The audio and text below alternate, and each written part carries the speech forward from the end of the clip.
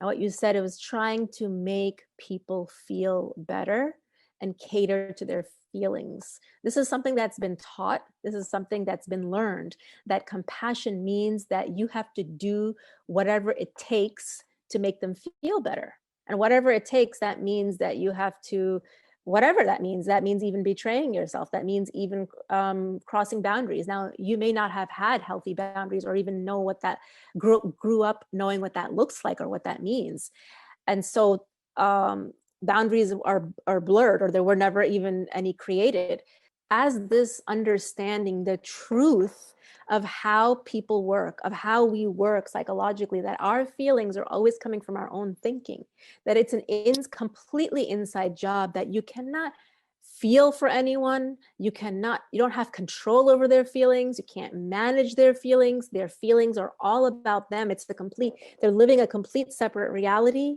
You're living in your reality. You can witness their feelings, you can hold space for their feelings, but it has nothing to do with you, meaning like we don't take it on, we don't absorb it. And in those moments when his feelings have been so enmeshed with your feelings that automatically, and this belief that you've had for so long that has been driving your actions of compassion, that this is what compassion is, and this insight that you just had, you realize that, oh, I've been looking at compassion this way, I've been defining compassion this way, or this is how compassion has been defined for me my whole life, and I have just been following that thought pattern, that belief pattern. But now I get to evaluate, I get to assess, I get to reflect, is this true? Is this what compassion really means? And I get a choice in continuing to choose that path or not.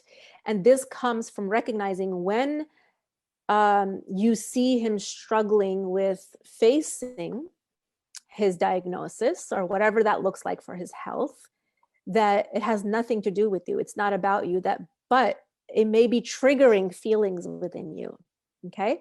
So when feelings coming up within you, those are your feelings. That means that you're living in the feeling of your thinking all the time. That's how we work. 100% of the time we are living in the feeling of our thinking. So if you're having these feelings, and I want to label them for you, but when you're having these big feelings coming up for you, getting triggered by what is going on for him, recognize that belongs to you. That's an opportunity to pause. Like what I said in the past is like, you just zip your lips, put your hands in your pockets, pause. And that's where the catching those thoughts come. And when you understand the truth of how we all work, that you don't have control over his feelings. And this is an opportunity to check in with yourself. Okay, what am I feeling? That means there's some thinking going on underneath. And you may recognize what that thinking is, and you may not, but it gives you an opportunity to pause and let the thoughts settle, let that thought storm settle, and understand that your feelings are about you. It's complete separate from him. Remember, separate realities. You're having your feelings based on the thinking around him, around his situation, around his diagnosis. He's having his own feelings around whatever, we don't know, like his diagnosis, the end of his marriage, whatever. He's having his own feelings. Like, he stays in his lane, you stay in your lane. There's no, like, it's the crossing over, and it's the taking it personally, that his feelings or what he's going through means it's about you. Because trying to make someone feel something is directly related to us trying to get a certain outcome. Because when someone else feels better, especially someone who's so closely connected to us, it makes us feel better. It makes us, because when we think or believe that we're creating this outcome, it gives us definition or meaning.